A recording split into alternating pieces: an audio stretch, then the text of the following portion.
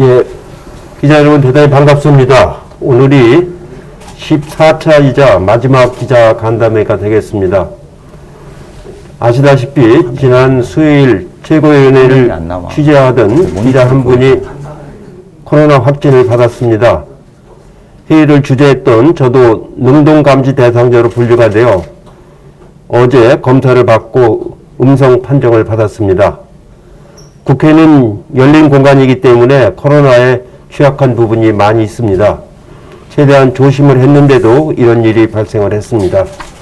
그만큼 우리 사회의 코로나 감염은 늘 가까이 있다고 생각하셔야 될 것 같습니다. 국민 여러분께서도 항상 조심하시고 코로나 국난이 빨리 종식되기를 바라겠습니다. 저희가 내일 임기를 마치기 때문에 국민들께 감사 인사도 드리고 궁금하신 부분도 풀어드려야 할 기회가 있고 하기 위해서 오늘 기자 간담회를 갖게 되었습니다. 다만 아직 많은 기자분들과 대면 간담회를 하는 건 부담이 있기 때문에 이렇게 비대면으로 뵙게 된 것을 양해해 주시기 바랍니다. 내일이면 정기 전당대회를 통해 새 지도부가 출범하고 저와 이번 민주당 지도부는 2년간의 임기를 마치게 됩니다. 이 자리를 빌어서 그동안 성원해 주신 국민 여러분께 그리고 당원 동지 여러분께 깊이 감사의 말씀을 드립니다. 2년 전 저는 민주당 대표에 나서면서 집권당의 안정과 혁신을 통해 문재인 정부의 성공을 뒷받침하고 총선 승리를 통해서 재집권 기반을 마련하겠다고 약속을 드렸습니다. 그동안 500회가 넘는 여러 회의를 주재하면서 당을 민주적으로 운영하고 안정시키는 데 최선의 노력을 다했습니다. 여러 가지 개혁 입법도 처리했고 코로나 전국도 성공적으로 대응을 해왔습니다. 최선을 다했다고 하지만 그래도 여러 가지 어려운 점도 많이 있고 못 미친 점도 많이 있었습니다. 다행히 국민 여러분께서 계속 성원을 보내주셔서 이번 총선에서 큰 성과를 거두고 임기를 마치게 되어 다시 한번 감사의 말씀을 드립니다. 임기를 마치면서 국민 여러분께 몇 가지 말씀을 좀 드리고 싶습니다. 하나는 우리 국민은 세계 어느 나라 사람보다 뛰어나고 대한민국은 강하다는 자신감을 갖자는 말씀입니다. 우리는 민주주의를 이룩했고 2차 세계대전 이후에 독립한 나라 중에서 유일하게 3050 클럽에 가입을 했습니다. 작년에 일본의 경제 도발에도 우리는 잘 극복을 했고 비록 지금 2차 유행에 직면했지만 K-방역으로 잘 대응을 하고 있습니다. 우리는 위기 앞에 항상 단결했고 그 위기를 발판으로 더 큰 전진을 이룩해 왔습니다. 우리는 자신을 믿고 서로 단합하면 그 어떠한 고난도 돌파할 수가 있습니다. 하나 더 말씀드린다면 서로 지금 어렵더라도 지치지 않고 함께 나가자는 것입니다. 당장 코로나 위기 극복도 어려운 일이고 포스트 코로나 시대는 그 이전과 전혀 다른 시대가 될 거라고 생각이 됩니다. 그러나 우리가 지치지 않고 끈질기게 나아간다면 우리는 새로운 시대, 새로운 미래로의 전환을 반드시 이룩할 수가 있습니다. 저는 내일로 32년간의 정치 생활을 마감하게 됩니다. 앞으로 한반도 평화를 위해 여러 가지 노력을 하도록 하겠습니다. 일평생 공인으로 살면서 고비마다 국민들께 많은 성원을 받았습니다. 결코 잊지 않겠습니다. 항상 여러분의 행복과 나라의 발전을 위해서 기원하도록 하겠습니다. 민주당의 다음 대표와 지도부에도 많은 성원을 부탁드리겠습니다. 늘 행복하시고 건강하시길 바랍니다. 고맙습니다. 네, 대표님 말씀하시다 보니까 마스크가 이렇게 좀 내려갔는데요. 네, 아마 말씀하시다 보니까 좀 내려간 것 같습니다. 말씀대로 32년간 지금까지 이제 공직 생활을 또 이 공공의 생활을 이제 마치고 저 이제 일반 시민으로 돌아가시는 대표님의 말씀을 많이 들은 것 같습니다. 자, 우리 공보국 직원들은 전화를 돌려주시고요. 기자분이 연결되는과 동시에 예, 연결과 되는 동시에 저희가 질의를 받도록 하겠습니다. 연결됐나요? 얼른 주세요, 얼른. 저 카메라 기자 나가주세요. 저기서 하지 마시고. 네, 국민일보 박재현 기자님이시죠? 네, 저 강원시 수석 대변인입니다. 네. 근데 저 약간 근하 씨가 다른 박재현을 연결시키는 것 같아요. 그러세요? 네. 지금 대표님 질문 연결이 됐는데, 네. 대표님 지금 저희가 온라인으로 기자간담회 하는데 못 들으셨군요, 지금. 아니요. 제가 SBS 박재현입니다. 그렇습니까? 다른 분이시고. 다르시구나. 잘못 연결됐네요. 네네네. 그런 것 같습니다. 예. 예, 미리 좀 잘 연결해 주셨으면 좋겠고, 혹시 대표님 기자 이제 간담회 중인데 질문하실 거 딱 별도로 없으신가요? 예, 저는 없어요. 저 사회부입니다. 네, 알겠습니다. 네, 고맙습니다. 네. 감사합니다. 네. 자, 전화 연결이 잘못됐는 모양인데요. 제가 사전에 들어왔던 질문 중에 대표님 한 가지 먼저 드리겠습니다. 문화일보의 윤명진 기자의 질문 중에 2년 동안 가장 위기라고 느낀 순간은 언제였냐? 이 질문이 있었고요. 또 대표님께서 꼭 하고 싶었는데 못한 게 무엇이냐? 이거를 물어보셨습니다. 예, 꼭 하고 싶었던 거는 남북 관계를 충분히 교류할 수 있는 기반을 잘 만들고 싶었는데 처음엔 잘 나가는 것 같다가 요즘에 와서는 남북 관계가 아주 지금 교착 상태에 있습니다. 그 점이 제일 아쉬운 점이라고 생각을 하고요. 예, 위기는 늘 정당 생활을 하다 보면은 찾아옵니다. 큰 바다에서 파도 타기 하는 거와 비슷하다는 그런 생각을 많이 합니다. 정당이라고 하는 건 공적인 역할이기 때문에 언제나 국민들의 요구가 많이 빗발치기 때문에 그런 하나하나를 다 위기라고 생각을 하면서 대응을 지금까지 해오고 있습니다. 네. 또 그러면 이어서 제가 또 연결되는 동안 또 한 분 더 질문을 드리도록 하겠습니다. 이데일리 김결의 기자의 질문인데요. 차기 당대표에게 당부하고 싶은 말이 있다면 어떤 걸 가장 당부하고 싶은지 질문이 와 있습니다. 예, 내일이면은 이제 차기 지도부가 이제 선출이 되는데, 지금 시대에는 소통이 매우 중요한 시대입니다. 어떤 일을 하든지 간에 국민들하고 소통하고 또 당원들하고 소통하는 것이 매우 중요합니다. 또 여야 간의 소통도 매우 중요하기 때문에 전체적으로 소통하는 그런 자세로 임해줬으면 좋겠다는 생각이 들고요. 또 하나 이제는 당을 민주적으로 운영하는 것이 굉장히 중요합니다. 저도 2년 동안 500회가 넘는 회의를 했습니다만 민주적으로 충분히 의견을 이렇게 두루두루 잘 듣고 토론을 해서 결론을 내는 그런 당을 민주적으로 운영을 해 주시는 것이 차기 재집권을 위해서도 매우 중요한 일이라고 생각을 합니다. 네, 대표님 그렇게 말씀 주셨습니다.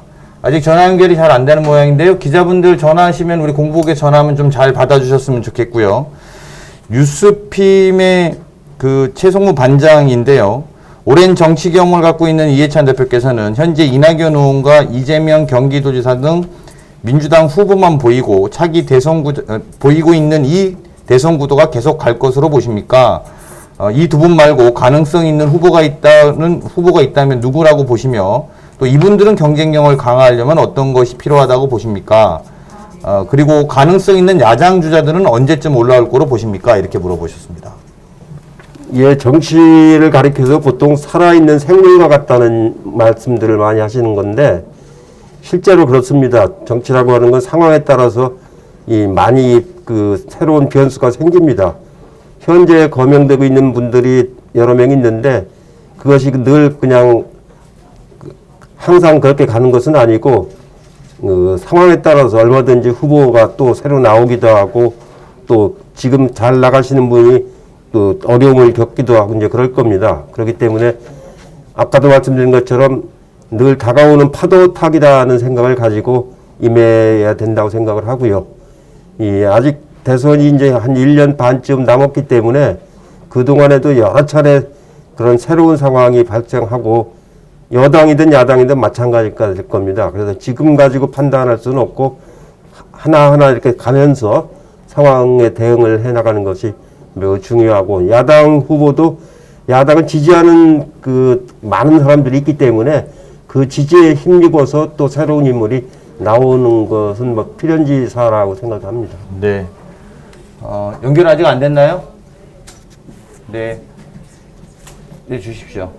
우리 연합뉴스 TV의 장윤희 기자님이시죠? 여보세요? 아, 안녕하세요. 예, 지금 뭐 질문해 주시죠. 아, 예, 일단 임기 그동안 고생 많으셨고요. 그냥 최근 현안 좀 여쭙고 싶은데요.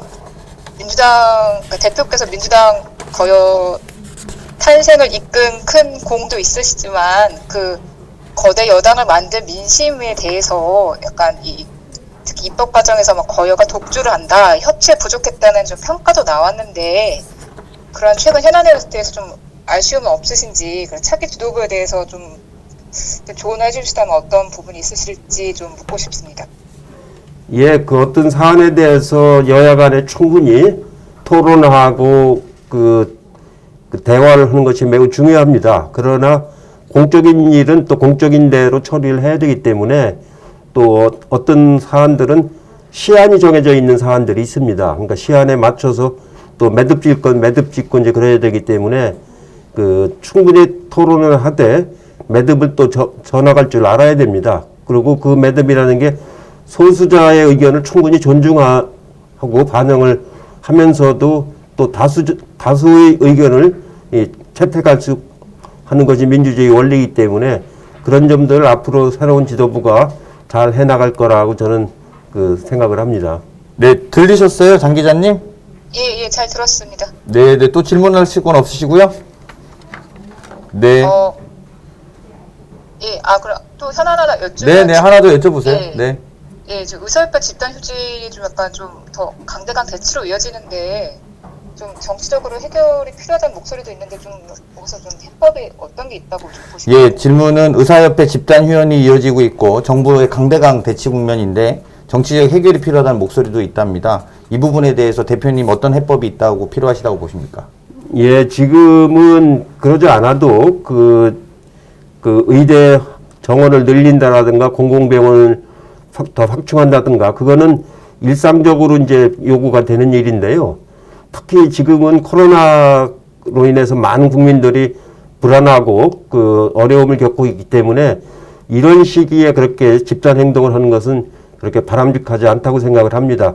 이 위기를 같이 공동으로 극복을 하고 그래야만이 또 의사 선생님이라고 표현할 정도로 환자나 일반 국민들은 의료계를 존중하고 있지 않습니까? 그런 정신을 잘 살려가지고 충분히 이 위기를 극복하면서 문제를 풀어나가는 것이 매우 중요하다고 봅니다.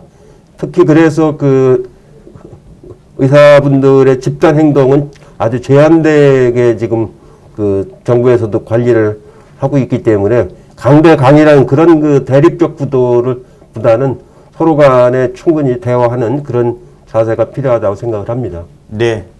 자, 장 기자님, 다음에 또 기회 되면 또 질문을 더 받도록 하겠습니다. 네, 고맙습니다. 예, 바로 이어서 우리 이투데이의 박준상 기자님인데요. 여보세요? 네, 여보세요? 예, 기자님, 저기 질문해 주십시오. 네, 안녕하세요. 이투데이 박준상 기자입니다. 대표님 먼저 2년 동안 고생하셨다고 축하와 응원의 메시지를 먼저 전달드리고요. 그다음에 첫 번째 질문으로 일각에서 내년에 재보궐선거나 추후 대통령 선거에서도 역할이 필요하다는 그런 의견이 나오는데 그거에 대해서 어떻게 생각하시고 향후 정치권에서의 계획이 따로 있으신지 여쭙고 싶습니다. 네, 그 앞으로 이제 그 재보궐선거도 있고 또 2022년에는 그 지방자치제 선거와 또 대통령 선거가 있습니다. 그러니까 거의 뭐 해마다 선거가 있다시피 하기 때문에 선거 하나하나를 당에서 잘 치러내는 것이 매우 중요하다고 생각을 하고요. 저는 이제 현역에서 떠나서 한 당원으로서 이제 돌아갑니다. 그래서 당원으로서 역할은 또 충실히 하도록 그렇게 하겠습니다. 모든 선거는 국민들의 평가를 받는 거기 때문에 정성껏 그 준비해서 그 국민들의 평가를 잘 받도록 노력하는 것, 기본적으로 그렇게 하는 것이 그 정치인의 아주 기본적인 자세라고 생각을 합니다. 늘 말씀드리지만 정치는 가장 공적인 역할입니다. 그러니까 공적인 역할이기 때문에 늘 그런 그 공인으로서의 자세를 흐트러뜨리지 않고 임해 나가는 것이 매우 중요하다고 생각을 하고 있습니다. 네, 박 기자님 또 질문 하나 더 하시죠. 맞아. 네. 아까 전에 아쉬웠던 점이나 힘든 점은 다른 기자분이 물어보셨는데, 당대표로서 본인이 생각하기에 조금 가장 잘하셨다고 생각이 드는 점? 그런 게 혹시 있으시다면 말씀해 주실 수 있을까요? 예, 제가 그 2018년도에 전당대회에 출마하면서 그 당원 동지들에게 약속했던 것이 바로 그 2020년 총선을 잘 준비해서 그 좋은 성과를 내겠다고 약속을 드렸습니다. 그래서 지난 2년 동안 총선에 맞춰서 모든 것을 다 준비를 해왔는데, 오늘 그 이제 와서 이렇게 지나고 나서 보니까 좋은 국민들이 평가를 잘 해주셔서 이번에 많은 의석을 우리가 이제 얻었습니다.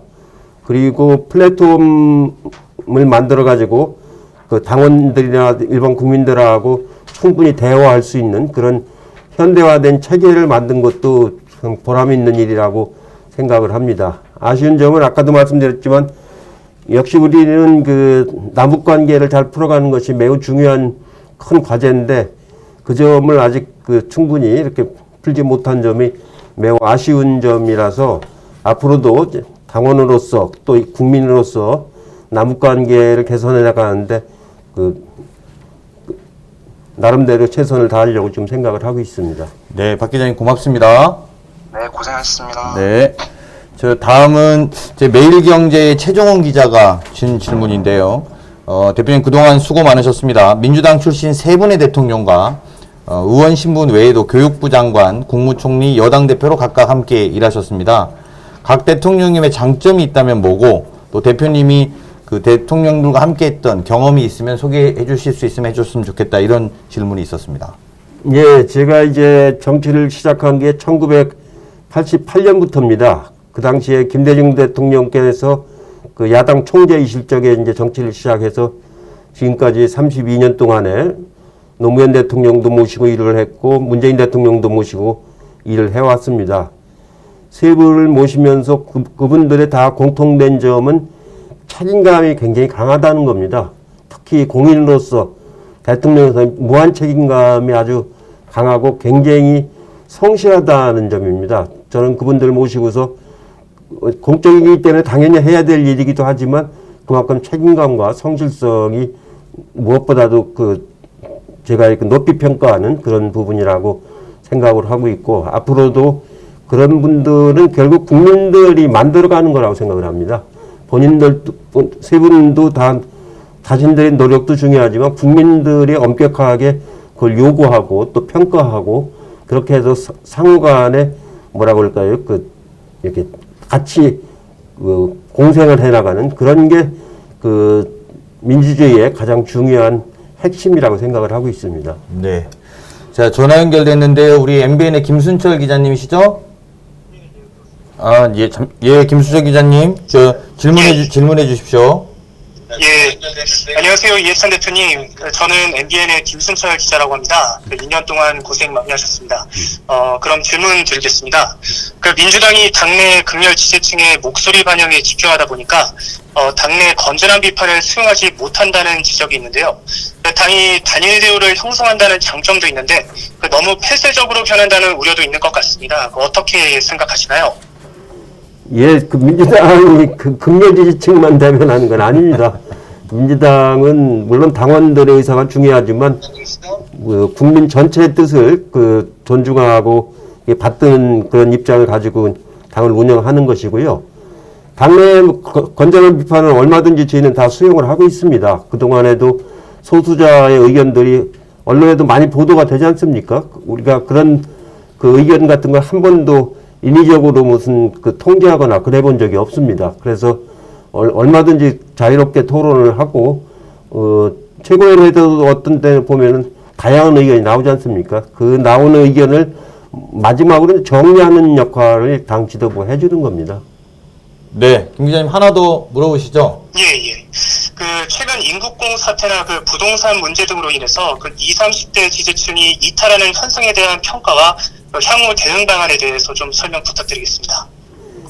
예, 부동산 문제는 그 어느 정권이나 다 어려운 문제입니다. 실제로 시중에 유동자금이 뭐 많게는 2천억, 아니 2천조, 또 적게는 뭐 1,500조 이렇게 풀렸다고 하는데 그 많은 유동자금이 이렇게 산업과 생산적인 데로 가지 않고 늘 그 대기 상태에 있는 거나 마찬가지라서 굉장히 어려움이 있습니다. 특히 그 우리나라는 부동산이 가장 큰 자기 재산 아닙니까? 그렇기 때문에 그 관심도 아주 많고 예민할 수밖에 없기 때문에 이런 부분들을 늘 그 조심스럽게 잘 관리하는 것이 매우 중요한데 최근에 이제 집값이 많이 올라가지고 그 여러 가지 국민들이 걱정을 많이 하시는 건 저희도 잘 알고 있지만 현재 상황을 그렇게 쉽게 그 풀어갈 수 있다고 생각하지는 않습니다. 하나하나 세심하게 따져가면서 관리를 해나가야 되는데 모르겠습니다. 코로나 이후에 그 우리 국민들의 의식이라든가 이런 그 개념이 많이 바뀔 거라고 보는데 부동산에 대해서도 주거 정책으로 봐야지 이 투자 정책으로 접근한 그런 방식은 그렇게 바람직하지 않다고 생각을 합니다. 특히 이 집이 없는 사람들이 안심하고 그 살 수 있는 주거 대책에 더 역점을 둬야 된다고 생각을 하고 있습니다. 네, 김 기자님 고맙습니다. 예, 감사합니다. 네. 예, 다음으로는 우리 바로 이어서요. CBS 이준규 기자님이시죠? 여보세요? 네네, 안녕하세요. 예, 이준규 기자님 질문해 주시죠. 네, 대표님, 일단 2년 동안 너무 수고 많으셨습니다. 예, 고맙습니다. 대표님께서는 자타가 공인하시는 그 친노계 좌장이신데요. 때문에 당대표직에서 물러난다고 해도 한동안 여권에 상당한 영향력을 미치실 수 있을 것으로 전망이 되고 있습니다. 이제 여권의 가장 큰 숙제는 정권의 재창출인데, 대표님께서 직접 20년 집권론을 설파하시기도 하셨고요. 이낙연 의원께서 차기 당대표가 유력하시긴 한데 지금 상황을 보면 대권에 도전하시게 되기 때문에 한동안 또 당대표의 어떤 공석이 불가피하게 됩니다. 향후에 어떤 정권 재창출을 위해서 이제 본인께서 역할을 하실 수 있는 게 어떤 게 있을까고 생각을 하시는지, 또 당내에서 대표님을 요구하는 목소리가 커진다면 뒤에 계시면서도 킹메이커로서의 역할을 맡으실 수도 있는지, 이런 부분이 좀 궁금합니다. 저는 그 친노다 친문이다 이런 그 용어라든가 개념을 별로 좋아하지 않는 편입니다. 물론 제가 김대중 대통령을 모시고 정치를 시작을 했고 노무현 대통령도 모시고 했고 문재인 대통령까지 모셨는데 어떻게 보면 친김, 친노, 친문을 다 했다고 볼 수 있지만 그러나 그런 관계 때문에 그런 게 아니고 그 공적인 일을 그분들 모시고 같이 했다고 이렇게 생각하는 게 좋다고 생각을 하고요. 앞으로는 민주당이 누가 어떤 좌장이다 무슨 이런 개념으로 가는 게 아니고 민주당 전체가 시스템으로 움직여 나가는 겁니다. 이번 공천 과정에서도 제가 전당대회 때 약속한 대로 시스템 공천하는 전당원 투표를 통해 갖고 경선 룰을 만들었지 않습니까? 그 룰에 의해서 이제 공천을 했기 때문에 당내 잡음도 비교적 좀 적었던 편이고 앞으로도 이제 그런 당을 시스템으로 운영해 나가는 그런 집단적인 리더십이라고 할까요? 그런 것이 매우 중요하다고 생각을 합니다. 저는 이제 현역에서 이제 은퇴를 하는 거기 때문에 제가 할 수 있는 역할이 이제 많지 않다고 생각을 합니다. 네. 이 기자님 어떻게 답변이 좀 되셨습니까? 예, 저도 한 가지 더 질문 드려도 될까요? 네, 네, 하나 더 하십시오. 네, 네. 네, 문재인 정부는 이 지난 정권에서의 어떤 반부패 이런 부분에 대해서 이제 큰 책임을 안고 이제 집권을 하게 됐습니다. 그래서 반부패, 개혁 이런 부분에 강점이 있었고요. 그리고 남북 관계 개선도 주창하는 그런 역할을 좀 했습니다. 그래서 이제 많은 회담도 열리고 지금으로서는 좀 답보 상태이긴 하지만 어느 정도 진전이 있었다고 평가가 되는데요. 그렇다면 차기 정부는 어떤 역할을 해야 될지, 왜냐하면 제가 아까 말씀드렸던 것처럼 20년 집권론을 말씀하셨는데 앞으로 어떤 중장기적인 부분들의 과제는 무엇이 있을지 이런 부분도 궁금합니다. 예, 차기 정부는 앞에서 말씀드린 것처럼 우리는 기본적으로 분단된 사회에서 지금 70년 이상을 살아왔기 때문에 그 분단을 극복하지 않고서는 나라 발전에 한계가 있습니다. 특히 섬이 아님에도 불구하고 분단됐기 때문에 섬처럼 살아오는 그런 나라이기 때문에 남북 관계를 잘 풀어서 정말로 우리가 좀 개방된 사회로 나갈 수 있는 그런 나라를 만드는 게 매우 중요하다고 생각을 하고 있고요. 또 하나는 이제 성숙한 민주주의 체제를 만드는 게 굉장히 중요합니다. 지금까지는 기본적인 형식상의 민주주의는 어느 정도 이루어졌다고 볼 수가 있는데 그 정도 수준이 아니고 보다 더 성숙한 민주주의를 통해 가지고 모든 사람 공동체를 함께하는 그런 자세를 갖는 것이 매우 중요합니다. 그래야 사회 통합이 이루어지고 사회 통합이 이루어질 때만이 더 질적으로 발전할 수가 있지 사회 통합이 없는 성숙한 민주주의 없이는 우리 발전에 한계가 올 수밖에 없습니다. 그래서 두 가지 남북 관계를 또 발전시키고 민주주의 자체를 또 성숙시키는 그런 게 매우 중요하다고 생각을 합니다. 네, 기자님, 고맙습니다. 네, 감사합니다. 네. 저희도 처음 하는 온택트 기자간담회인데요. 댓글도 잠깐 보면, 민주당 집권 100년 가자. 또 대표님 고생 많으셨습니다. 말씀 감사합니다. 또 슬프다는 표현도 많으신데요. 또 댓글로도 질문해 주시면 저희가 필요하면 연결하도록 하겠습니다. 다음은 저희가, UCS의 윤혜리 기자님 연결되어 있습니다. 여보세요? 여보세요? 네, 안녕하세요. 뉴시스 윤혜리 기자입니다. 예, 윤 기자님 질문해 주세요. 네, 저 일단 두 가지 질문 준비했는데요. 첫 번째로 우선 대표님 퇴임 후 자서전 집필 계획 밝히셨는데 좀 어떤 내용 위주로 준비 중이신지 궁금합니다. 네, 퇴임 후에 자서전 계획을 말씀하셨는데 계획에 대해서 어떤 내용인지 궁금하다는 질문입니다. 예, 자서전은 아니고 회고록을 쓰려고 지금 준비를 하고 있습니다. 제가 32년 동안 여러 가지 공직을 해왔기 때문에 공직에서 했을 때의 어떤 활동하게 된 과정, 배경, 의미, 그리고 지금 와서 돌이켜 볼 때 그게 어떻게 평가하는가, 이런 것들을 한번 중요한 것을 중심으로 해서 한번 이렇게 정리를 한번 하려고 회고록을 좀 준비를 하고 있는데 여러 가지 쟁점이 많기 때문에 시간이 좀 걸리지 않을까 싶습니다. 네, 윤 기자님 또 질문 이어서 하나 더 해주시죠. 여보세요? 네네. 예, 질문 더 한 가지입니까? 네, 지금 통화 상태가 좀 안 좋아서 좀 시간이 걸렸는데 또 하나는 이제 윤리심판원이 좀 독립적인 기구인 건 알지만 이제 금태섭 전 의원에 대한 징계 처분 재심 판단이 좀 아직도 결정을 못 내리고 있습니다. 사실 당원 당규 따르면 재심 접수된 날로부터 좀 30일 이내 안건이 의결해야 되잖아요. 좀 이게 정치적으로 좀 부담이 돼서 차기 지도부에 넘기려고 한다는 좀 지적이 나와서 이에 대해서 좀 대표님은 어떻게 생각하시는지도 궁금합니다. 예, 차기 지도부로 넘기려고 하는 것이 아니고요. 윤리심판원은 이 자율적인 기구이기 때문에 당 대표라든가 당 최고위원들이 거기에 어떤 영향을 미칠 수가 없습니다. 그래서 윤리심판원에서 결정되는 결과를 보고 또 이제 판단을 하게 될 건데, 이제 어차피 저는 이제 임기가 이번 지도부는 이제 내일이면 종료가 되기 때문에 차기 지도부로 넘기는 게 아니고 불가피하게 차기 지도부로 넘어갈 수밖에 없는 지금 그런 상황입니다. 독자적으로 결정하기 때문에 예, 이제 그런 예. 지점이죠. 네, 윤 기자님 여보세요? 전화 연결이 어려운데도 이렇게 질문해 주셔서 고맙습니다. 네, 감사합니다. 네. 예, 다음 이어서 우리 경향신문의 김상범 기자님 전화 연결돼 있나요? 네, 전화 좀 주십시오. 네, 김상범 기자님. 예, 여보세요? 네, 저 대표님 연결됐으니까요. 질문해 주십시오. 네, 알겠습니다. 예, 대표님 일단 2년 동안 정말 고생 많으셨고요. 예, 질문을 준비를 했는데요. 일단 문재인 정부 후반기로 접어들면서 이제 대통령님 지지율이나 그리고 민주당 지지율도 이번 주에 다시 반등하기는 했지만 최근에 야당의 야당보다 뒤처지는 걸로 나왔기도 했잖아요.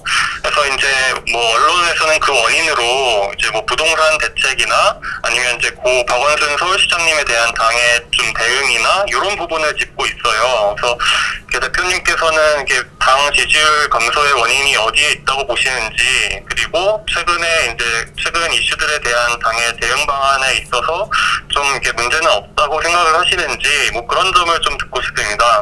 질문 두 가지를 한 번에 다 넣으신 거죠? 네, 그렇습니다. 네, 네, 대표님 답변해 그 주십시오. 정당 지지율이라는 거는 언제나 올라갈 때도 있고 내려갈 때도 있고 그렇습니다. 당이 그 대응을 성실하게 잘 하는가 못하는가에 따라서 국민들의 마음을 표현하는 거기 때문에 늘 항상 그 좋게만 나오는 건 아닙니다.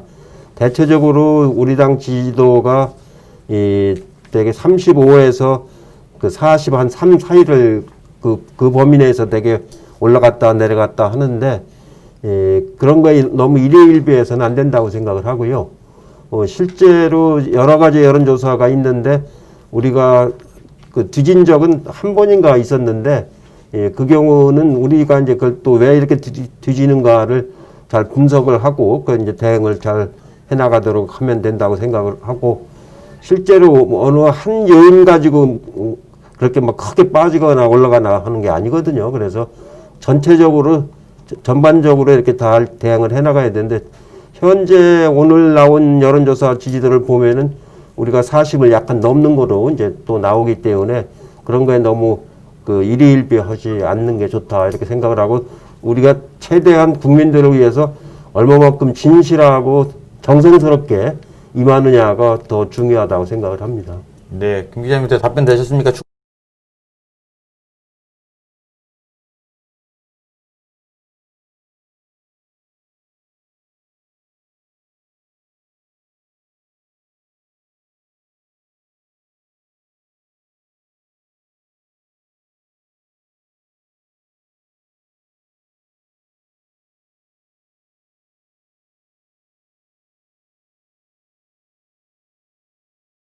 거기에 명시된 이제 그 법안의 상임위에서의 뭐 수기나 토론 과정이나 법안의 선입 선출 원칙 이런 게 상당히 좀 무시됐다는 지적이 나와요. 이에 대해서는 대표님은 좀 어떻게 생각하시는지 좀 듣고 싶습니다. 예, 이번에 이제 그 임시국회에서 처리한 법들은요, 사실은 너무 늦게 처리가 된 겁니다. 원래는 20대 국회에서 다 마무리를 지었어야 되는데 20대 국회에서 마무리 못 진 것들을 이번에 임대차 그 세 가지 법이 이제 늦게 처리가 된 것이지, 이게 절차상으로 그 맞으면 그 무리하게 처리된 건 아니고요. 오히려 20대 때 잘 처리가 됐으면은 지금쯤은 훨씬 그 부동산 정책이 안정될 수가 있었는데, 너무 늦은 바람에 오히려 시장에 동요가 좀 왔던 거죠. 그런 법을 처리한 거기 때문에 이 객관적으로 판단하는 게 매우 중요합니다. 그 하나하나를 가지고 이 절차를 무리하게 밟은 건 아닙니다. 일하는 국회법 관련해서 김 기자님은 좀 무리한 지점이 있었던 것 아니냐, 또는 제대로 진행되고 있는 거냐, 이런 질문이셨던 거죠? 아, 네, 그렇습니다. 일하는 국회법에 대해서 대표님 한 일하는 말씀. 국회는 예. 이제 그 여러 가지가 있는데요. 의원님들이 우선 그 법안을 제출하고 예산을 심의하고 청원을 이게 청취하고 이런 것들을 그 상근하다시피 이제 하고 있거든요. 제가 보기에는 이 20대 국회보다는 21대 국회 와서 의원님들이 일하는 모습이 훨씬 더 진지하고 아주 그 공부들도 많이 하시고 이제 그러는 것 같습니다. 이런 풍토가 자꾸 발전이 돼서 그 거의 맞으면 상설 국회화되는 이런 과정으로 갈 수 있다고 저는 생각을 하고 있습니다. 네, 김 기자님 질문 감사합니다. 네, 감사합니다. 예, 바로 이어서 우리 세계일보의 최영찬 기자님 전화 연결돼 있나요? 네. 여보세요, 최 기자님. 아, 네, 안녕하세요. 네, 대표님, 저 세계일보 최영찬 기자입니다. 네, 말씀하십시오. 예, 일단 그 2년간 굉장히 수고 많으셨고요. 제 질문은 이제 지금 단순히 대표직 2년을 떠나서 이제 30여 년간 정치 이제 공직 인생에 이번에 이제 오늘부로 마침표를 찍으시는 건데, 그동안 30여 년 동안 그 공직 생활을 하시면서 가장 좀 보람된 순간, 지금 이 시점에서 좀 주마등처럼 스쳐갈 텐데 어떤 순간이 가장 기억에 남으시는지 좀 궁금합니다. 예, 그 여러 가지 이제 그 공직 생활을 했는데 결국은 우리가 이제 집권을 해서 국민의 정부, 참여정부 또 문재인 정부에서 여러 가지 중요한 정책들을 결정을 하고 이제 집행을 해왔는데 그 자체가 다 이제 어떻게 보면 성과도 있고 또 한계도 있고 이제 그런 것들이죠. 그런 거 하나하나를 좀 이렇게 돌이켜 보려고 지금 회고로 또 이제 생각을 하고 있는 거고요. 실제로 그 우리가 예상했던 것처럼 잘 안 된 것도 있고 기대했던 것처럼 어떤 경우는 우리가 예상했던 것보다도 더 좋은 성과를 낸 것도 있고 이제 그렇습니다. 그렇게 해서 그 개인적인 보람이라기보다는 국가를 위해서 국민들을 위해서 좋은 그 정책을 만들어냈던 그런 것들이 그 여러 가지 그 좋은 의미가 있다고 생각을 하고 있습니다. 네. 대표님 또 하나 더 질문해 주시죠. 예, 대표님, 그리고 지금 이 남북 관계가 좀 이 정권 초반에 좀 잘 나가다가 약간 교착 상태에 빠져 있는데 그래도 어떻게 좀 풀어나가야 할지 조금 계속 고민을 하고 계실 것 같아요. 그리고 그 어떻게 생각하시는지, 그리고 이 지금 이제 대표에서는 물러나시지만 그래도 이 남북 관계 개선을 위해서 조금 하고자 하는, 좀 할 수 있는 역할이 있으시다면은 좀 또 생각하고 계신 게 있으실까요? 예, 지금 아까도 여러 번 제가 말씀을 드렸는데 우리나라는 이 분단으로 인해서 여러 가지 많은 그 어려움을 겪어왔고 또 쌍방 간의 그 대립 때문에 그 지금도 갈등을 많이 겪고 있습니다. 그래서 다시는 전쟁이 일어나서는 안 된다라는 그 문제의식을 분명히 하고서 남북관계를 인내심을 가지고 대화를 풀어나가야 됩니다. 당분간 지금 여기 교착돼 있다고 하더라도 포기하지 않고 꾸준히 설득을 하고 대화를 해나가는 결코 포기할 수 없는 길이라고 이렇게 생각을 하고요. 저도 이제 지금 이제 공직 생활을 끝내고 그 동북아 평화경제협회 이제 이사장을 맡고 있는데 그걸 통해 가지고 정부가 하는 일이 아닌 민간 쪽에서 할 수 있는 그런 남북 관계에 관련된 교류라든가 이런 쪽을 좀 하려고 지금 생각을 하고 있습니다. 네, 최 기자님 답변이 되셨습니까? 예, 감사합니다, 대표님. 예, 고맙습니다. 네. 다음은 아까 처음에 연결했다가 우리 SBS 박재현 기자랑 헷갈렸던 국민일보 박재현 기자가 어렵게 연결됐습니다. 박 기자님 나와 계십니까? 네, 나와 있습니다. 네, 안녕하세요, 대표님. 예. 네, 질문해 주십시오. 첫 번째 질문 드리겠습니다. 참여정부 때 지향했던 많은 가치들이 있었습니다. 민주주의, 정치개혁, 균형발전 등 이런 가치들이 있었는데요. 현재 문재인 정부에서 이러한 가치들이 잘 구현됐다고 보시는지 궁금합니다. 예, 그 지금 참여정부에서 했던 것 중에서 문재인 정부에 들어와서 여러 가지 이제 실현되는 것들이 많이 있습니다. 특히 문재인 정부는 사람이 먼저다라는 그 가치를 매우 중시하는 그 정부이기 때문에 모든 분야에서 그걸 사람을 존중하는 그런 관점에서 정책들을 이렇게 잘 펼치고 있는데 아마 문재인 대통령께서 이제 임기를 마치시면 그 부분에 대한 평가가 나오리라고 보는데 기본적으로 여러 가지 어려움은 있습니다만 우리 사회를 그 민주적인 사회로 만드는데 크게 이제 기여를 하셨고 또 뭐라 그럴까요? 권위주의가 없어지는 그런 사회로 만드는데 크게 기여를 하셨기 때문에 그런 부분들은 앞으로도 그 차기 정부에서도 계속 더 이렇게 성숙하게 그 발전시켜 나가야 된다고 생각을 하고 있습니다. 네, 또 뭐 추가로 하나 더 하실까요? 네, 한 가지 더 하겠습니다. 이제 총리부터 장관, 당대표 등 정치 인생에서 다양한 경험을 하셨습니다. 정치 인생에서 가장 잘했다고 생각한 순간과 그리고 가장 후회했던 순간 하나씩 꼽아주시면 감사하겠습니다. 예, 그 평가는 제가 하는 게 아니고요. 그 국민들이 이제 평가하시는 거기 때문에 뭐 잘한 일도 있고 후회스러운 일도 있고 이제 그렇죠. 제일 그 좀 아쉬웠던 거는 그 국민의 정부 참여정부가 그 재집권에 이제 마지막에 실패를 해서 그 이명박 대통령, 박근혜 대통령 쪽으로 정권이 넘어가면서 원래 이제 그 국민의 정부 참여정부가 추진했던 정책들이 이렇게 그 뭐라고 할까요? 그 왜곡되는 이런 것들이 볼 때가 참 안타깝기도 하고 아쉬웠다고 생각을 합니다. 특히 그 김대중 대통령이 돌아가시기 전에 하신 말씀처럼 민주주의가 무너지고 경제가 무너지고 남북관계가 무너졌다라는 그런 말씀을 하셨는데 그 자리에도 제가 그 얘기를 바로 들었습니다만 그 말씀을 하시는 걸 듣고 김 대통령도 굉장히 안타깝게 생각을 하셨고 저도 이제 안타깝게 생각을 해서 그때 제가 생각한 것이 이런 정책이 뿌리를 내기 위해서는 그 재집권하는 것이 매우 중요하다는 그런 생각을 참 많이 했습니다. 네. 그 대표님 이제 그러면서 보통 이건 제가 질문 드리는 건데 20년 집권론이 이제 거기서 말씀하셨던 취지 연장성. 예, 그렇습니다. 제가 이제 이렇게 해보면은 정책이라는 게 그 입안에서 그 완전히 뿌리를 내려서 국민들이 효과를 보기까지 시간이 그 아주 짧은 것도 보통 4, 5년 걸리는 일이고요. 그것이 완전히 뿌리를 내려서 흔들리지 않으려면은 적어도 10년 이상, 20년 가까이 정책이 걸립니다. 그러니까 남북 관계도 그 2000년부터 이제 김대중 대통령이 추진을 해오셨는데 그게 중간에 5.24 조치를 단절 안 되고 지금까지 계속 발전해 왔으면 지금보다는 훨씬 더 좋은 결과를 가져왔을 거예요. 중간에 불과 한 그 10년 만에 그 차단이 됐기 때문에 오히려 그 있던 개성공단까지도 폐쇄되는 금강산도 관광을 못 가는 이런 상황이 지금 왔지 않습니까? 이런 분 때문에 그 안정된 정권이 재창돌출이 돼서 정책을 이렇게 뿌리를 내리게 하는 게 매우 중요하다고 생각을 합니다. 네, 박 기자님 어떻게 답변 됐습니까? 네, 답변 됐습니다. 네, 고맙습니다. 네.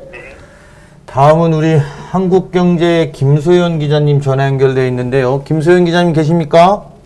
예, 안녕하세요. 예. 강식 의원님. 예, 대표님 연결됐으니까 말씀 질문해 주시면 될 것 같습니다. 예, 대표님, 먼저 이제 2년 동안 정말 고생 많으셨다는 말씀 먼저 드리고요. 일단은 지금, 저희 2단계 거리두기를 이제 조금 더 연장을 하셨고, 이제 수도권 같은 경우에는 조금 더 강화된 이제 지침을 하시는 걸로 이제 얘기가 나오는 것 같아요. 요거에 대해서 이제 앞으로 이런 조치들로 인해서 좀 코로나 위기를 극복할 수 있을 거라고 보시는지 궁금하고요. 이거랑 조금 더 연장선에서 이제 2차 긴급 재난지원금 얘기가 계속 꾸준히 나오는데, 요거를 지급을 해야 한다고 보시는지, 이제 일각에서는 또 이제 3단계 거리두기를 함께 병행을 하면 조금 더 정책이 역효과가 날 수 있다는 의견도 조금 있으신 것 같아요. 요 두 가지에 대해서 좀 어떻게 보고 계신가요? 자, 우리 김소영 기자님 질문 제가 두 가지씩 봤는데 두 가지를 다 주셨어요. 그쵸? 한 가지가 2단계 거리두기에 대해서 지금 적절하냐 이런 질문이셨고, 또 하나는 재난지원금이 추가로 지급이 가능하냐 이렇게 질문 주셨습니다. 네. 예, 지금 정부가 2단계 거리두기를 좀 연장한다고 이제 발표를 했는데 실제로 3단계로 넘어가면 그건 마지막 단계라고 보셔야 되거든요. 그러니까 마지막 단계 가기 전에 그렇게 안 가고 해결할 수 있기 위해서 정부가 노심초사 노력을 지금 하고 있습니다.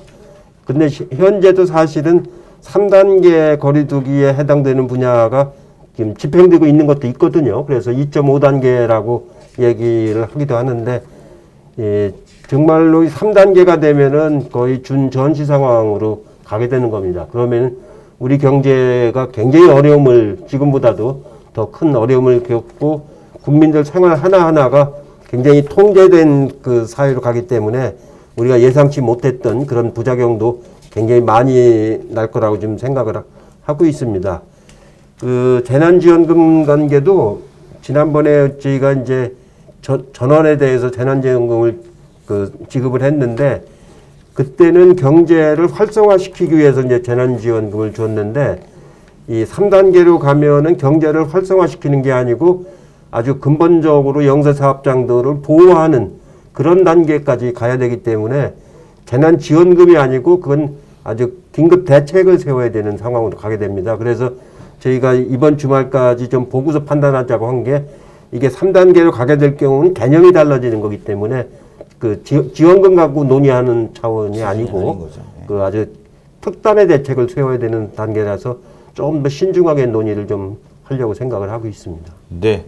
자, 질문, 네, 답변 되셨습니까? 아, 예, 감사드립니다. 그 혹시 하나 추가로 더 두 가지 질문 다 하셨는데, 다른 분이 또 있어가지고요. 네, 고맙습니다. 네.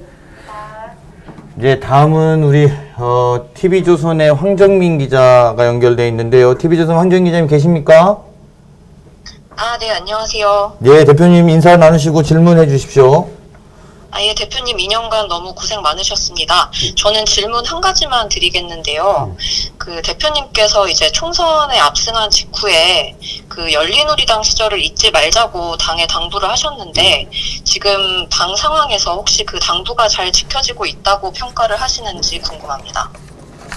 예, 제가 이제 참여정부 때도 국정에 많이 참여를 했고, 그때 보면은 우리가 152석이었는데 초선 의원들이 108명이었습니다. 그래서 흔히 하는 말로 108번뇌라는 얘기가 나올 정도로 여러 가지 당이 좀 혼란스럽고, 이제 그래서 결국은 참여정부가 좋은 성과를 낼 수 있음에도 불구하고 못 낸 점이 매우 아쉬웠었습니다. 그런 점을 우리가 반복해서는 안 된다고 생각했기 때문에 열린우리당의 과거를 우리가 기억하자라는 말씀을 드렸던 거고, 지금은 아직은 이제 21대 국회가 시작한 지가 불과 이제 한 석 달밖에 안 됐기 때문에 아직 어떻다고 평가하기는 좀 이르고, 올 정기국회까지 이제 좀 가봐야 어느 정도 평가의 어떤 대상이 이제 나올 거라고 생각을 하고, 아직은 저도 좀 지켜보고 있는 그런 상황입니다. 네, 황 기자님 질문 감사합니다. 예, 감사합니다. 네. 이제 또 마지막이겠네요. 이제 질문 많이 받았는데요. SBS의 박하정 기자가 연결돼 있는데요. 자, 대표님, 박하정 기자님 여보세요? 네, 안녕하세요. SBS 박하정입니다. 네, 대표님 연결돼 있으니까 질문해 주십시오. 네, 먼저 2년 동안 고생 많으셨고요. 일단 내 임기 동안 이거는 내가 이해찬이라서 이런 일을 할 수 있었다, 뭐 이런 거 하나 꼽아주신다면 어떤 게 있으신지 먼저 말씀 하나 부탁드립니다. 예, 제가 이제 정치를 시작하면서 1988년도에 정당 활동을 시작하면서 제가 국민들한테 드린 정치 목적이 뭐냐면은 민주적인 국민정당을 만들겠다는 거였습니다. 당을 현대화시켜서 민주적으로 운영하는 국민정당을 만드는 것이 매우 중요하다고 생각해서 정치를 시작하게 됐는데, 제가 이번에 당대표를 맡으면서 그것을 실현하는 것을 가장 궁극적인 목표로 삼았습니다. 그래서 공천도 이제 정말 시스템 공천을 해서 체계화되고, 누구도 이제 원망하지 않는 전당원 투표제를 통해서 경선 룰을 1년 전에 만들었지 않습니까? 그래서 다 사전에 준비해서 경선을 하도록 그렇게 운영했다는 점이 가장 의미 있는 점이고, 또 하나는 현대화된 플랫폼 정당을 만든 거거든요. 그러니까 모든 전당원들의 의사를 즉각적으로 물을 수 있는 그런 체계화된 시스템을 만든 것이 가장 보람 있는 정당을 혁신하는 그런 역할이었다고 생각을 합니다. 앞으로도 이 두 가지, 그러니까 민주적인 정당을 운영하기 위한 시스템, 네. 그리고 이 현대화된 소통 구조, 이게 굉장히 중요한 일이라고 생각을 하고 있습니다. 네. 박 기자님 또 하나 더 질문해 주시죠. 네, 그리고 지금 추미애 법무부 장관 취임 이후로 윤석열 검찰총장과의 갈등이 좀 수면 위로 드러나는 경우가 많았는데요. 뭐 인사나 수사지휘권 발동 이런 부분들에 대해서 계속해서 충돌이 좀 빚어지고 있는 모양새인데, 이런 부분에 있어서 국정 운영을 하는데 이런 갈등이나 이런 게 좀 바람직한지 어떻게 좀 보시는지 궁금합니다. 예, 지금 추미애 장관이 이제 법무부 장관을 취임하시고 나서 이 여러 가지 사법개혁에 관련된 여러 가지 정책들을 많이 펼치고 계신데, 제가 보기에는 정상화되는 과정이라고 봅니다. 그동안에는 우리가 이제 검찰개혁의 필요성을 많이 얘기하는 이유 중에 하나가 보면은 주로 특수부라든가 중수부라든가 이런 데를 통해 가지고 맞으면 편향된 그런 운영이 됐던 것들이 매우 많아서 공판부라든가 형사부라든가 이런 일반 국민들에게 해당이 되는 그런 부분들을 더 체계화시키고 강화해서 그 검찰을 운영하는 그런 방향으로 가는 거기 때문에 그것은 갈등 구조가 아니고 정상화로 가는 하나의 과정이라고 보셔야 될 것 같고요. 저도 이제 뭐 검찰이라든가 이런 쪽 사람들을 많이 알고 또 대화도 많이 해봤습니다만 제가 국무총리 할 적에도 그 검경 수사권을 조정을 하려고 많이 대화를 했는데 우리처럼 검찰이 수사도 하고 기소도 하고 이렇게 하는 나라는 없거든요. 그렇게 되면 그 검찰은 민주적 그 통제를 받지 않기 때문에 그렇게 편향된 권력을 줘서는 안 되는 건데 그런 부분들이 이제 검경 수사권이 이제 그 조정이 되고 또 검찰 내부 자체도 그 정상적인 상황으로 이렇게 다시 돌아가는 그런 그 과정이라고 생각하시면 됩니다. 네, 어떻게 답변 되셨습니까? 네, 감사합니다. 네. 혹시 대표님 내일 전당대회는 오시나요? 아, 내일 전당대회는 저희가 전당대회는 제가 이제 그 음성 판정을 받았기 때문에 예, 갈 수는 있습니다만 그래도 아무래도 그 신중하고 조심스럽게 움직여야 되기 때문에 직접 참석할지 여부는 또 좀 고민을 해보겠습니다. 아니면은 비공식 맞으면 비대면 방식으로 하는 방법도 있기 때문에 그 여러 가지를 한번 검토를 해보겠습니다. 네, 고맙습니다. 네, 알겠습니다. 감사합니다. 예, 저희가 지금까지 한 50여 분간 그 대표님 기자간담회를 쭉 진행해 왔는데요. 보통도 이 정도 아마 진행인데 아마 저희도 처음으로 이런 온택트 기자간담회를 하고 또 질문들을 받곤 합니다만 좀 뭐 어떻게 보셨습니까? 좀 질문이 또 불편하시지는 않았는지 또 기자분들이 편안하게 물었었는지는 잘 모르겠습니다. 하지만 대표님 이제 마무리는 한 시간이 된 것 같습니다. 마무리 예. 말씀 한마디 해주십시오. 저도 참 감회가 깊습니다. 제가 이제 35살 때부터 정치를 시작해서 이제 60대 후반에 이르기까지 한 30여 년을 공직을 하면서 어떻게 보면 오늘이 공적인 역할의 마지막 날인 것 같아서 당대표로서도 마지막이지만 공적인 역할도 또 마지막인 것 같습니다. 그동안에 많이 이제 성원해 주신 국민 여러분들 또 당원 동지 여러분들 또 취재하느라 고생하신 언론인 여러분에게도 다시 한번 감사의 말씀을 드리고요. 제가 이제 현역 정치는 아니지만 국민으로서 또 당원으로서 항상 그 나라를 생각하고 걱정하고 하면서 열심히 살아가도록 하겠습니다. 고맙습니다.